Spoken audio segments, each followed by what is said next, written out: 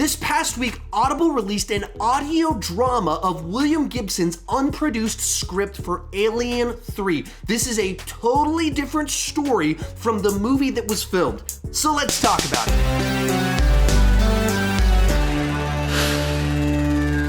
Hi, if you're new here, I started this channel because I was driving everyone around me crazy talking about movies way too much. If you can relate, you're probably in the right place and consider clicking that subscribe button. With that in mind, go ahead and join me down below in the comment section. If you've listened to the audio drama, let me know your take on it. Did you love it? Did you hate it? Or if you just are interested in it, go ahead and ask your questions down below and I'll do my best to answer some of your questions. Now, if you're new to my channel, you might not know this, but Alien 3, the movie that was released, is the movie that I hate the most in the entire universe because Aliens is one of my favorite movies, and the way that they decided to start off the basic premise of the movie Alien 3 that was released, I just hate what they did, and I feel like it's disrespectful to the movie that came beforehand. So when I heard that there was an audio drama, and there's actually also a comic book series that started last fall where they took this script and they translated it into a comic book and now an audio drama with a totally different story, I was, of course, immediately intrigued and had to check it out as soon as I could, and I'm gonna give you my take on it. If you wanna check out the audio drama, it's on Audible. You can get a free trial of Audible and a free audiobook from Audible if you use my link down below, audibletrial.com/Sean Chandler. You should be able to get Alien 3, the William Gibson version, for free if you use my link down below, and that can be your free book if you want to give it a try and give it a listen. With that said, let's get started talking about the good. And right off the bat, the best thing about this version of Alien 3 is that it erases the plot points that I hated about the filmed version. So, naturally, I don't hate this version, and by default, it's a better sequel to Aliens than the one that we got because it doesn't have those wildly offensive plot points in the first 10 minutes of the film. But to dive in a little bit deeper than that, what I loved about this version is that it does a lot of really good world building. You dig in deeper into a little bit of how the xenomorphs work, but really the world at large, the corporation, and like, why are they trying so desperately to get weapons? Who are these threats that are out there that they need to weaponize xenomorphs to take them out that led to all these big plot points in the first two films? This movie digs in deep into it. The script was written during the 80s as the Cold War was winding down, and this story has a lot of allusions to that, and it has a very Cold War kind of vibe inside of the plot line, and I thought that worked really nicely. I loved learning more about this universe, the two kind of warring factions that are going on inside of it, and it set up some potentially very cool plot lines. Likewise, we learn a little bit more about the xenomorphs, how they work, how they adapt, that sort of thing. And I think just inherently, that makes this story a bit more interesting than Alien 3. What Alien 3, the film, did is that it dug in deep, doubled down on the nihilism, the hopelessness of a world with these aliens inside of it, but we don't really learn a whole lot more about the universe as a whole. We just kind of go to a new location and people die.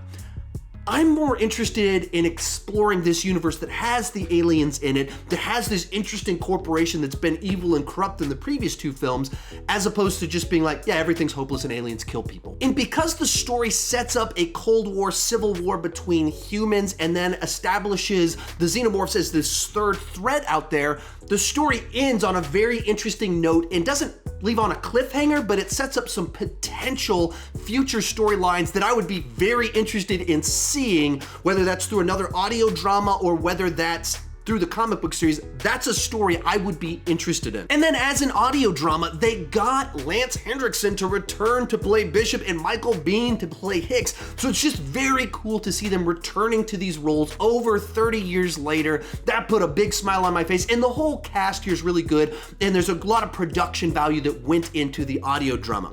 With that said, let's move on to the negative. And the big problem here is, as cool as it is that this exists, that we get to get an idea of what this alternative version of the story would have been, it was an incomplete draft, not made into a film, but kind of converted into an audio drama. Which is to say, they took a script that was meant to be visual for you to see things and made it into an audio drama. So as you're going through the story, it's kind of confusing. You don't know who certain people are. Plot points get kind of skipped over. It's not the easiest thing to follow. In fact, before doing this review, I had to read the synopsis of the whole story on the internet to make sure I understood certain plot points, because the script wasn't designed to be used in this way. Case in point, the runtime of the audio drama is just 2 hours and 15 minutes, and the first 12 minutes are just a recap of Aliens, in which case this functions basically as a synopsis of what the story would be with dialogue in it,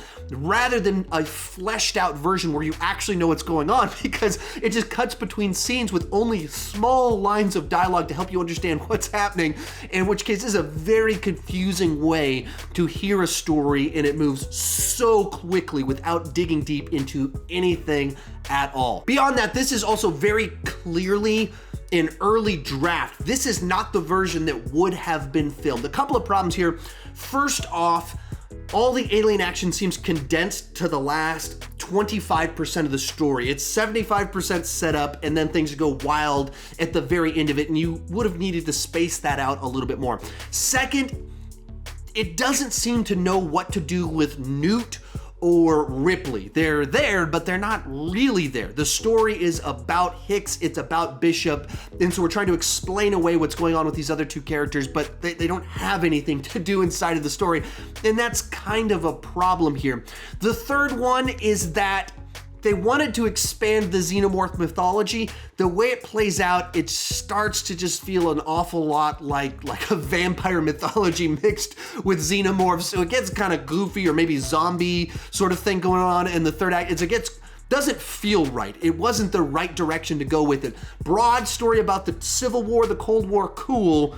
Specific stuff that they did with the xenomorphs, probably not the right direction. You feel like Alien Resurrection borrowed a lot of ideas from this script with where that movie went with the plot of that film. A lot of those elements are reminiscent of this one.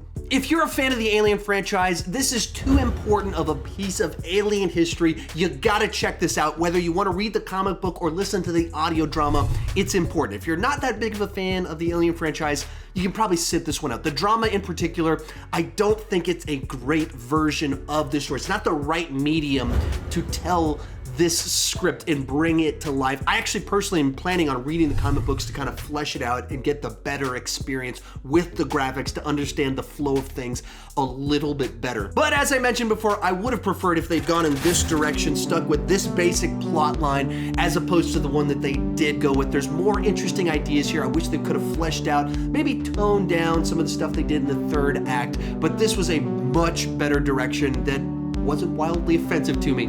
Tell me what you thought down below, and thank you so much for watching.